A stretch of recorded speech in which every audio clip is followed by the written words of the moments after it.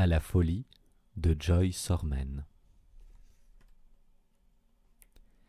J'imaginais un bloc de silence posé au milieu de la ville, sa présence massive, intimidante. J'imaginais une ombre étale et opaque comme un lac. J'imaginais un champ magnétique révélé par une faible tension électrique sur la peau à l'approche du bâtiment, une onde secrète formant un anneau protecteur et dissuasif autour des lieux. J'imaginais qu'on m'arrêterait à l'entrée, qu'on me demanderait de décliner mon identité, de présenter un badge, le motif de ma venue, de signer un registre, de donner des gages, qu'on apprécierait avec professionnalisme mon allure générale, qu'on scruterait mon visage à la recherche d'un rictus, d'un symptôme, une bouche qui tombe, un regard de biais, un spasme, une preuve. Je me composais une mine de circonstance, une tête innocente, une expression de bonne citoyenne, avec si peu de naturel et de décontraction qu'en réalité je me signalais immédiatement comme suspecte. J'entrais ici pour la première fois, et je ne savais pas y faire. Les deux agents d'accueil postés derrière une vitre teintée ne m'ont rien demandé. Après avoir longé un imposant mur d'enceinte, sonné à une grille, passé un sas, sonné à nouveau, le pas à peine ralenti, j'étais donc à l'intérieur, toutes les portes s'étant automatiquement et bruyamment déverrouillées devant moi. Le panneau d'information propose un plan orthogonal des lieux, une organisation par couleurs, lettres et chiffres. Cela pourrait être un camp, cela pourrait être un village. C'est d'abord un grand parc que délimitent des rangées de platanes, des allées bitumées, des massifs de fleurs et des parkings, des pavillons anciens et des unités contemporaines. Un mélange d'architecture administrative et de briques 19e. Je repère le secteur 4 en jaune sur le plan. Il faut suivre les flèches et les bandes de peinture au sol. On est surpris par le chant des oiseaux et la douceur de l'air, une paix qu'on n'espérait pas le printemps sans doute.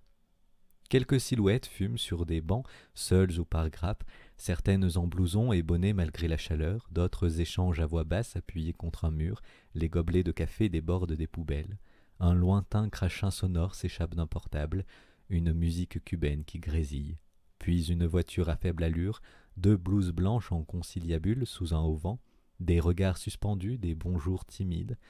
On laisse derrière soi la blanchisserie, le salon de coiffure, la cafétéria, l'aumônerie, la salle de sport, le local syndical, l'atelier d'ergothérapie.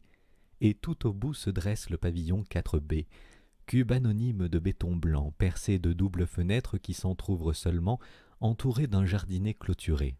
Des grilles vertes couvertes de bâches protègent des regards, on les escaladerait facilement. On sonne à l'interphone ou, plus simple, si on a la clé, on passe par derrière. Une lourde porte métallique s'ouvre alors sur un couloir d'hôpital. Des portes, des couloirs. J'aurai bientôt la conviction de circuler dans un espace strictement délimité et organisé par ces deux éléments, qui signalent toujours l'institution et activent une certaine anxiété.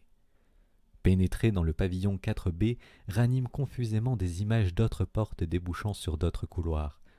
Prison, internat, administration en tout genre. À peine arrivé, la tendresse du printemps me quitte laissant place à un sentiment encore vague à cet instant, une intuition de claustration, de promiscuité. Ce qui frappe quand on y entre pour la première fois, c'est l'odeur. Elle flotte en nappe molle, une odeur de collectivité et de macération, de légumes bouillis et de détergents, de sauces refroidies et d'inquiétude, âcre, insistante, une odeur d'enfermement. La chaleur aussi, étouffante, peut-être parce que ceux qui vivent là se tiennent quasi immobiles, alors on pousse les radiateurs à fond, on tâche de maintenir la température des corps ankylosés à 37 degrés. On avale cet air chargé, puis c'est le regard qui s'habitue, panote, s'arrête sur une enfilade de portes, un sol carrelé, les couleurs pâles des hospices, un faux plafond résistant à l'incendie, des spots encastrés, une lumière sans contraste, une plante verte qui a l'air fausse, on ne sait pas.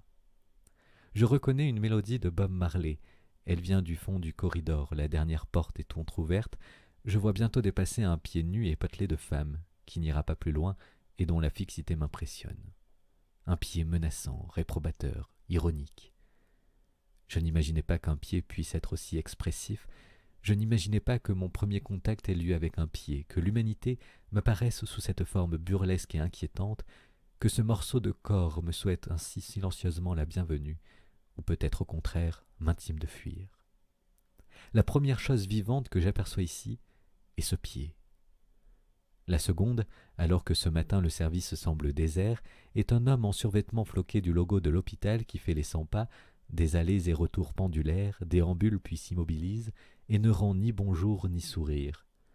Un bonjour qui sort de ma bouche comme un piaillement, un sourire ankylosé, celui que j'avais déjà ce matin d'avril où je suis venu me présenter dans le service, annoncer un projet de livre, et une présence que j'espérais la moins intrusive possible, vœu pieux.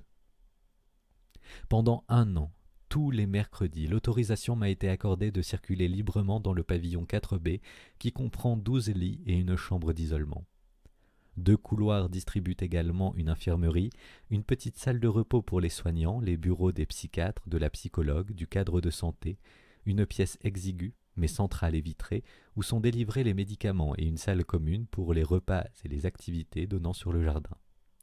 Quelques fauteuils en sky de collectivité, couleur vert amande, 3 affiches et 2 télés décorent les lieux.